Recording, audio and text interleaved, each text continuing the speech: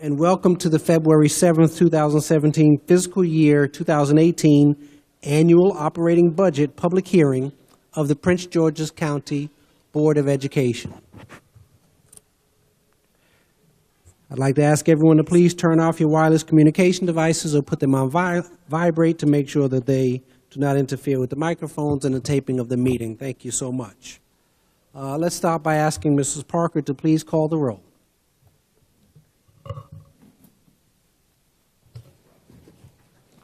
Thank you. Ms. Ahmed? Present.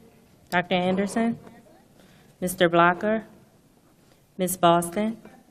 Mr. Burrows? Ms. Eubanks? Here. Ms. Hernandez? Present. Mr. Murray?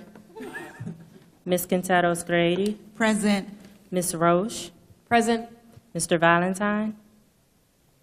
Mr. Wallace? Present. Ms. Williams? Present. Dr. Eubanks? Present. Thank you. Thank you. Colleagues and citizens, the Board of Education has convened this evening for the sole purpose of receiving public commentary on the fiscal year 2018 budget. This is the third budget hearing that we've had over the past few weeks. And again, thanks to the great work of our board leaders on the academic achievement, on the Family and Community Engagement Committee and the Budget Committee, we have taken these budget hearings out of the confines of the Sasser building in Upper Marlboro and brought them out into the community where we want to be sure we can engage as many people as possible. So the first one was at Charles Herbert Flowers 2 weeks ago. Last week we were at Northwestern, and we are thrilled to be here at the great Oxon Hill High School here in District 8. What a pleasure it is for us to be here. Let's give them. The CEO's proposed FY 2018 operating budget recommendation of $2.046 billion represents a 6.4% increase over the FY 2017 operating budget of $1.923 billion. As I just noted, we are here out in the community to be sure that we are open, transparent, and inclusive, and that we hear the voice of everyone in the community in all factions of the county on what they want and need from the school's budget. Your opinions, insights, and expertise are needed so that we can work together to create a budget that supports key priorities around funding academic excellence, high-achieving workforce, and safe and supportive environments, the cores to our strategic plan. We have several Board of Education meetings coming up next, including on February 9th, 2017, there'll be a Board of Education boundary public hearing at 6:30 p.m. at the Sasser Administration Building. And I should note that the day before that, on February 8th, the administration will also be having a public hearing at Bladensburg High School. Thank you. I should know that, at Bladensburg High School. To register to speak at a board's public hearing, just call the board office at 301-925-6115. 2.5 hours prior to the meeting. The board is scheduled to adopt its budget at the February 23rd, 2017 board meeting that will begin at 7:05 p.m. The recommended budget will then be forwarded to County Executive Mr. Asherim Baker, who will develop his proposed county budget and present it to the County Council in March of 2017. The County Council must adopt a budget, which includes school system funding designated by category, and then it goes to the state legislature in April 2017. The Board of Education will then, if needed, reconcile with the county-approved budget, and it will be adopted at a regularly scheduled meeting in June 2017.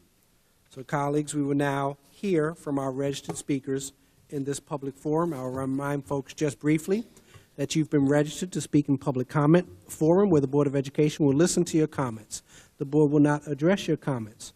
All registered speakers will have 3 minutes to make their presentation. There's a nice clock right in front of you to help you keep track of your time. At the sound of the buzzer, please complete your last sentence only. If you have written comments for us, please leave them with one of our staff on the side of the stage so that we can have a record of those comments. And you may not relinquish your time to any other registered or unregistered speaker, and your compliance with these guidelines will help us to make this process run very smoothly. And let's begin. It is always our pride to have students to speak first. We have a couple of students who begin tonight's public presentation. We'll start with Isabella Young, a student, to talk about language immersion programs. Is Isabella Young here? Buenas noches, Dr. Maxwell y toda la Junta PGCPS. Mi nombre es Isabella Young y yo estoy en el primer grado de Phyllis E. Williams, Immersion de Español. Yo amo a mi escuela porque yo disfruto hablar, leer y escribir en español. Un día voy a escribir y publicar un libro bilingüe. Por favor, expanda el programa de inmersión de español hasta 10º grado. Gracias por escucharme.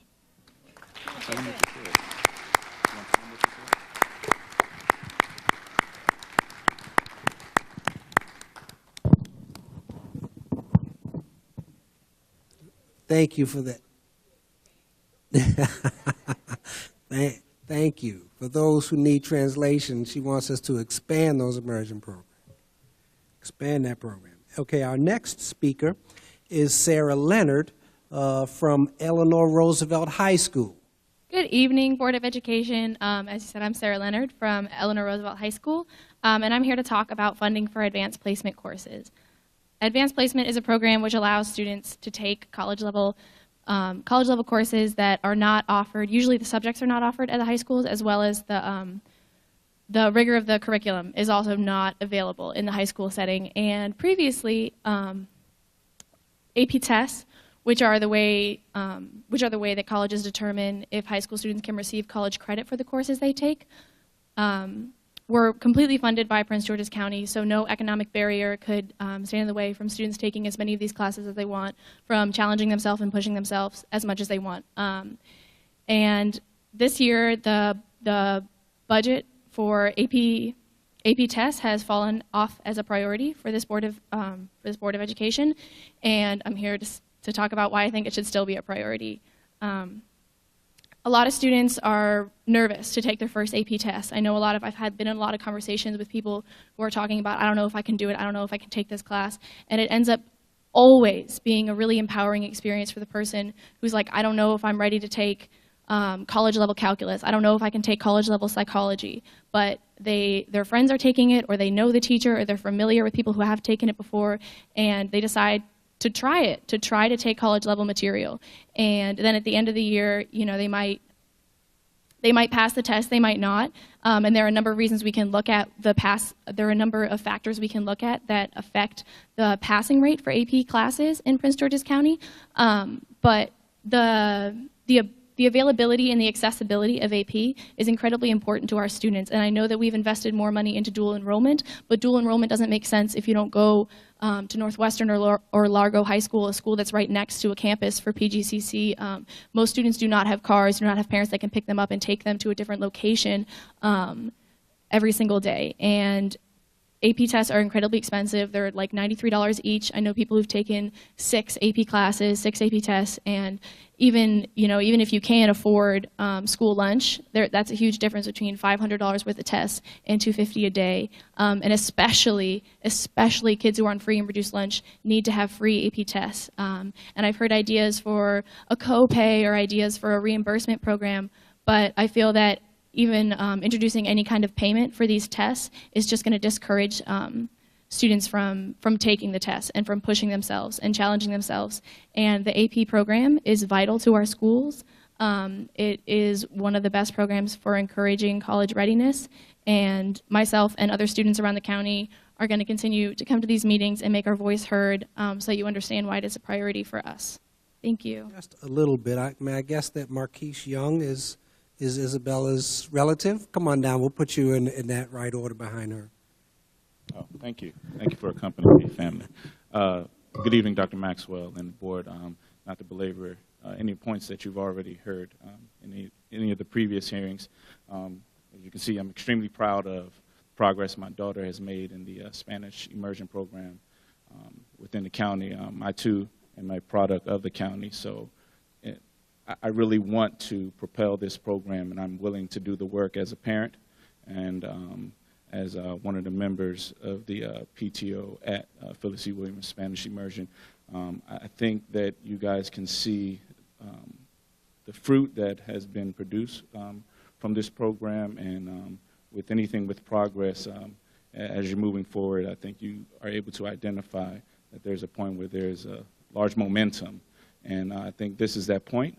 And I think that having this item on the budget is important for the expansion, and I don't think we want to lose that momentum. So I encourage you to vote yes for expanding the program, and let's continue to instill this new culture, this new asset and skill that wasn't available for me, you know, and in a world where it's increasingly difficult to be competitive. I think for the children of this county, we have a lot of bright minds, and we wanted to continue to pour into those minds with this bilingual skill set. So as a parent, I'm very invested, and I hope that's known and that you can see from our representation here and throughout the hearing. And we just ask that you continue to press on and support Spanish Immersion and all the immersion programs. Thank you. Our next speaker is Tommy Makela. Good evening. My name is Tommy Makela. I am from Accokeek.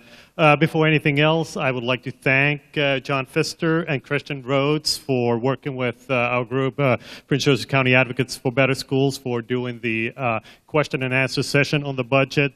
And I do hope that that event becomes a standard part of this budgeting process, because I do think it's very important that we residents also have a chance to ask questions and get them answered, just like you do when you discuss the budget. Otherwise, these public hearings, I mean, they're a great opportunity, but we don't have an opportunity to ask questions. So I do think that's a nice part, a nice addition to the process. So I hope that continues. I also, first of all, I think you may be in trouble because my son expressed some interest in showing up today. He didn't come, but I did want to just, he heard about the AP course cost issue. He's a freshman here at Oxon Hill High School in the Science and Tech program, and he is not happy about it. So I think you better address it, or you will have him and myself here regularly. I think you're tired of seeing me, so I don't know if you want to see him here all the time as well. Anyway, getting to the budget, then my own concerns. I was, first of all, I was quite disappointed. First, I was excited when the performance audit that the county council initiated, when it was announced. I was quite excited that that was going to happen, because I thought because there are some real performance indicators, some indicators, data points that really do worry me and make me wonder, are we using our resources wisely? And then when the performance audit came out, it was very limited in scope, so it was nothing like at least what I expected, and I believe many others expected. Because it seems like we are spending a lot of money, and what we are seeing, the results are not there. And so what I would like to see, really, I mean, the data points that worry me is, for example, the Washington area, the Boards of Education organization that does some data, they indicate that we have by far the largest executive team in the area. Our student-to-teacher ratio is by far the highest in the area. And so those are issues that worry me. Also, the percentage of the funds that go into the instructional salaries. And I think that would be a good, when you do the budgeting, maybe a good indicator to kind of focus on. It used to be, I believe, fiscal year 2003, over 40%, and now we're at below 34%. So our funds are not going to the classroom as they at least used to go. And so to me, that would be maybe a performance target for yourselves to set, to make sure that that money going to the classroom, the instructional salaries, goes up. That's all I have. Thank you for your time. Our next speaker is Gina Bowler. Good evening. Hello. Thank you for the opportunity to participate in the Prince George's County Public Schools FY-18 operating budget process. My name is Gina Bowler. I'm the proud parent of a kindergartner and a second grader at Overlook Spanish Immersion School in Temple Hills. I'm also co-founder of, with Dolores Millhouse of My Bilingual Child. We have advocated for language immersion program expansion in our school system since 2012. Today, I'm very excited and happy to say that I'm speaking as chair of the Advocacy and Legislative Committee for Overlooked Spanish Immersion Schools, PTA. And here we are over here in our t-shirts. Please stand. We have parents and students here. Overlooked Spanish Immersion School is a thriving school community. We have bright, hardworking, and high-achieving students. Our principal, faculty, and staff are well-qualified, able, and dedicated to the success of our students and support for our parents. Our parents are engaged, as demonstrated by the significant growth of our PTA membership and activities since the Spanish Immersion Program started a few years ago. At Overlook, we know the importance of the Spanish Immersion Program. Our students are receiving a world-class education and the advantages that come with multilingual proficiency and multicultural competency. Our location in the DC metro area, with the nation's capital, a diverse population, and highly educated people from around the world, underscores the important role of our school and other language immersion programs in producing graduates who are well prepared to compete in our increasingly interconnected, diverse society and global economy. We ask that the operating budget, that for the FY-18 operating budget and beyond, you continue to support our school and other language immersion programs in our school system. Overlook is a K-5 school. Soon our pioneering second graders will become, well, they'll be ready for middle school. We want our students to continue the Spanish immersion program in middle school and have access to other language immersion program expansion opportunities through the 12th grade. We'd also like the high school graduates of the Spanish immersion program and other programs in the school system to be recognized for their multi-literacy skills with the Maryland Seal of Biliteracy. And we welcome the expansion of the school system's Spanish summer camp and other language summer camps. Thanks again for your support, and we look forward to working with you in the future. Thank you. Our next speaker is Monica Levine. Good evening. My name is Monica Levine. I'm a nationally board-certified teacher and a board-certified music therapist. This is my 30th year proudly serving children with special needs in Prince George's County through music, and I still have work to do. I spoke before this body in 2014 and 2015 with the purpose of gaining access, equity, and equality of music instruction for all students. Tonight, I'm here to say thank you for the progress that has been made. Tremendous gains have occurred in closing the staffing gap for special education classes in music. Access to music has increased since I started this quest in 2012, when music at the special centers was either non-existent or random, and most certainly inequitable. Currently, staffing is more balanced across the ECCs, regional schools, and for the CRI and CSEP classes.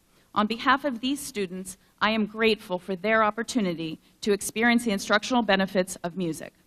Current issues. Special ed students in programs housed outside of special centers are not officially staffed for music. An example are the regional classes at Panorama. Please provide staffing so that no student is denied the opportunity to participate in music only because their class isn't counted. Additionally, as general music educators face larger numbers of inclusion classes, such as the CSEP programs that are being dissolved, they need resources and your support. Simply doubling up classes is not inclusion, especially when the group is combined with multiple grade levels. A colleague shared that in one of her classes, 14 of her 31 students were special ed, and although the DA and support staff may escort the group to music, they don't stay with a class to support the instruction. Specials are often used as their contractual breaks. This is neither appropriate nor is it safe.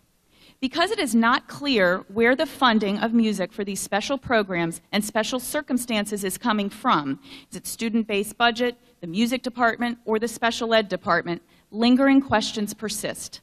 1, will music positions at the ECCs and regional centers remain secure from year to year? I like my job. 2, who is providing resources and support for general music educators so they can safely and effectively implement instruction with their inclusion classes? 3, Who is funding the arts for special education students outside the parameters of the IEP? We know that the arts support students with learning differences and challenges to access the curriculum. Please bring clarity to these questions and the permanency of special education music positions. You are always welcome to visit Francis Fuchs ECC to witness the power of music with my special students. Thank you. Our next speaker is Kent Roberson. Thank you. I'm Kent Roberson, and I'm representing not only the John Hanson Montessori, which my son goes to, but also I'm really here for Maya Angelou as well. I'm the legislative advocate on their PTSA for Maya Angelou French Immersion, and he's back there as well. So my supervisor is here, so I will be short. First, we wanted to bring up the fact that we understand that there is money in there to expand the immersion programs, but our question is, especially for Maya Angelou, where will the space be? Because Maya Angelou is actually at capacity as we speak. We actually have an English class where they're sharing a classroom for English teachers. So they actually created a dance room and split it in half where there's no windows in there, so you know that's not how it's supposed to be. So our issue is if we expand it, are we creating the space for it, or are we just allowing more students in? So that's part of our problem that we have for the expansion issue of how are you going to create the space for it. Secondly, our school, well, I mentioned that already. And then as far as a second issue is that we understand that there's expansion for, I guess, to make it up to go to high school as well, and we're trying to see how far in the future that will be, where we'll actually create an immersion school. Will it be one immersion school for all languages, or an immersion high school for just the French, an immersion high school for the Chinese, well, Mandarin, I should say, and immersion school for the French, and Spanish, and we're just trying to see how that will work as well for them. And then on another note, I just know that for myself, especially, the issue for, and I know it happens at other schools as well, the buses are an issue which you see in the news every year at the beginning of the year for 2 weeks at least. And I understand that there's funding for that as well, but I understand the funding is there and you want to hire more people, but also how is there accountability for that to make sure that buses are running on time and that people are responsible? Because, for instance, 2 years in a row, I've had a child that was still on the bus, and the bus driver chose to keep going past the bus stop for him. And another year, we had a student that was actually lost, where they dropped the student back off at the school and left them there, and then so they couldn't find the child. So I'm trying to figure out where is the accountability for those that are in the department. And secondly, I understand that there's supposed to be a pay raise for the administration. I'm trying to understand when the teachers will receive that salary raise as well, because I understand that they're on a freeze for them, and so we're trying to make that, you know, we want, if we're trying to attract teachers to stay here to create a base, which we know that the Board of Education hires most people in Prince George's County, we're trying to make sure that they get paid to live here. And lastly, I forgot my last point. And so I think that is it from me. I have 20 seconds, so I'm not going to rush. And we want to make sure that the money is received. I have casino on there on that sheet. The money that's received from the casinos, because I know it's slated for there. And so are we actually receiving that money? Is it actually coming to us? Because there's a 6% increase, but it should be more than that if we're receiving, you know, if they're making gains. Thank you. That's 2 seconds left. I'm good. I yield my balance. Thank you so much. And well, it's not our tradition to respond, just to kind of clarify any facts. We did just settle with the teachers union, and our teachers are in fact getting a raise this year as part of that negotiated settlement. So they are not on a freeze. So just to be clear about that. Our next speaker is Nicole Nelson. Good evening, board members and Dr. Maxwell. My name is Nicole Nelson, and I serve as the PTSA president of the John Hanson Montessori School. We have a membership of over 230 parents, teachers, and students. I would like to begin by thanking you all for expanding the Montessori program by adding an additional teacher at the primary level. We are grateful to have the opportunity to open the program to more families in the Southern County. This funding year, I am here to ask you to consider funding 3 additional positions at our school, 2 teachers and a full-time registrar. I have been a part of the John Hanson Montessori community since 2010. During the 2011-2012 school year, the budget was cut drastically. The following positions were eliminated: a full-time dance teacher, an orchestra teacher, a lower elementary teacher, an upper elementary teacher, and 1 middle school teacher. During the 2013-2014 school year, our community took another hit and had to let go of our full-time registrar. None of these positions have been restored. This coming school year, the kindergarten students from the additional primary class will be promoted into the lower elementary school. And currently, our lower elementary classes are bursting at the seams. I have Asim Hall. He's a student in the lower elementary class. He has about 30 students in this class. And for Montessori standards, that is severely overcrowded. If additional teachers are not added, only those students who are already a part of the John Hanson Montessori community would be enrolled. We often get students from private Montessori programs in our lower elementary program, but we will not be able to welcome those students on the lower elementary level because we will already be at capacity. In addition to the 2 teachers, we are also in need of a registrar. Right now, our 2-person office staff is stretched thin. With the upcoming promotion of our 8th graders, transfers, the lottery, and subsequent registration, it puts an added burden on the 2 staff members. Although they do their work with a smile and meet many deadlines for the John Hanson Montessori community, we believe that a designated registrar would ease the burden. Thank you. Our next speaker is David Kahn. Is he early? He left? Okay. All right, I understand Mr. Kahn's not here. Our next speaker is Tanya Wingfield. Good evening. Before I start my testimony, I just want to give accolades to the principal of this school. I walked into the building, saw her here. When I first met her, she was at Northwestern as a principal, and I had sent a student that I was advocating for to the summer program. And she took that student under her wing. I had never disclosed that he had a disability. She saw it right off. She gave him the extra help that he needed. This young man was able to graduate on time from high school. So with that, about the budget, and you have seen me here at every budget hearing. About the AP exams, I did some research back with some of the past master plans that you did. Now, in the past, you actually funded this through a grant. So my question is, what happened to this grant? And if this grant was no longer available, why wasn't another grant sought to actually take care of paying for these exams? And again, that's what you sent to the state, because I got that from the state website of what you had in the master plan that you sent to the state. So you can check it out for yourself. Also, again, and that's the important thing about this master plan. That master plan links strategies and objectives to the budget. When you don't have that plan, then you all spend all this time asking all these questions, trying to get all these answers because you don't have the plan that links everything together. So I have been talking to someone in MSDE. If this budget is approved the way it is right now without full disclosure of this master plan, I will file a complaint with the Maryland State Department of Education. It has to be done right, and it needs to start being done now. Our final registered speaker for the evening is Donna Young. Good evening.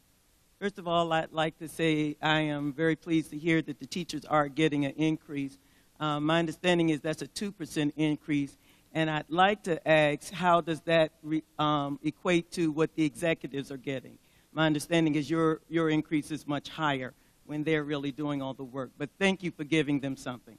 You know, my colleague and I, Tanya, we both looked at that master plan, and I am very confused at some of the comments and questions that were made by the board with your questions. And the reason it is confusing, on top of what Dr. Eubanks stated about asking for the strategies that, and seeing some of that information and data, this is being done backwards. On page 3 of that master plan, it says that the Bridge of Excellence legislation requires local school boards to develop comprehensive master plan that outlines strategies for improving student achievement, eliminating achievement gaps. It also states that the Physical Accountability and Oversight Act of 2004, which is supposed to, 1, identify the consistent goals and objectives and strategies detailed in the master plan, and that our superintendent is required to report to the governor annually the alignment of local schools and the annual budget. So, if in fact the board members are asking questions like that, and the fact that I understand some of you don't even understand how the process works, why is that? When we're doing training, how is it that the executive staff has yet to pull the board members, especially the new members, together and help them understand this master plan, which you are supposed to be utilizing in order to approve this budget? You're approving a budget without knowing your master plan, and your master plan is supposed to be updated and aligned with the budget. So why is this not being done? My other question would be, it gives you specific things to do. The local system is supposed to illustrate the connection between the budget narrative. There's supposed to be a comprehensive analysis of the prior year. There's supposed to be incorporation and discussion of the resources allocated throughout the portions of the plan, and it is supposed to be aligned with your updated budget. How are you all approving a budget when you have not seen the master plan that is supposed to align with this budget in order for you to approve it? If, in fact, you guys do not have the tools to do your job, then you are failing to do your job for the community. Our children need a budget that is aligning itself with the programs and services that they need. And if you are not approving a budget based on the master plan that you're not even sure how it operates, how are you representing your communities? I ask that you not approve a budget that you don't know what it's really supposed to be aligned to. Thank you. Have a good evening. Thank you, Ms. Young. That concludes our registered speakers, again, by way of just kind of getting the facts as accurate as possible. Our administrators or our non-bargaining unit employees are not getting a significant increase that is higher than what our teachers are getting. That's factually incorrect.